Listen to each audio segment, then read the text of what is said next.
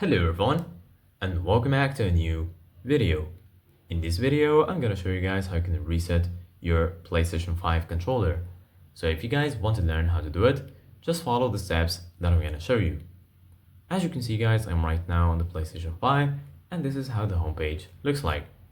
So right here, as you can see guys, you're gonna find your games and apps, and here you're gonna find PlayStation Plus and also PlayStation Store. So right now, if you click on the PlayStation button on your controller, right here in the bottom, you're gonna find Home, Switcher, Notifications, and all of these sections. And right here, you're gonna find Accessories. If you click right here, you're gonna find your controller, DualSense wireless controller.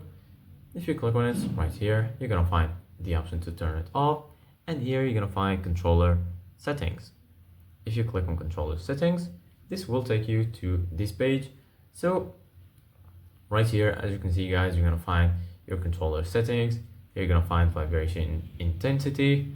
As you can see guys, right here you're gonna find trigger effect intensity, brightness of controller indicator, communication method, press and hold delay, DualSense wireless controller device software, and all of these settings. As you can see guys, right here you're gonna find general.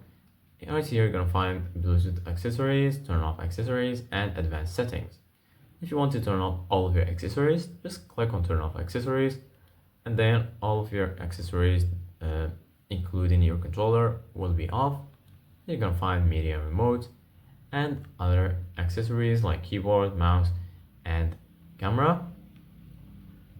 So basically, guys, if you want to reset your controller settings, just go through all of the options right here and make sure you choose the option which has the standard written right next to it. So for example, this one, strong, is the standard one. Make sure to choose standard on all of the options right here, and then you're good to go. Thank you guys for watching. See you guys in the next video.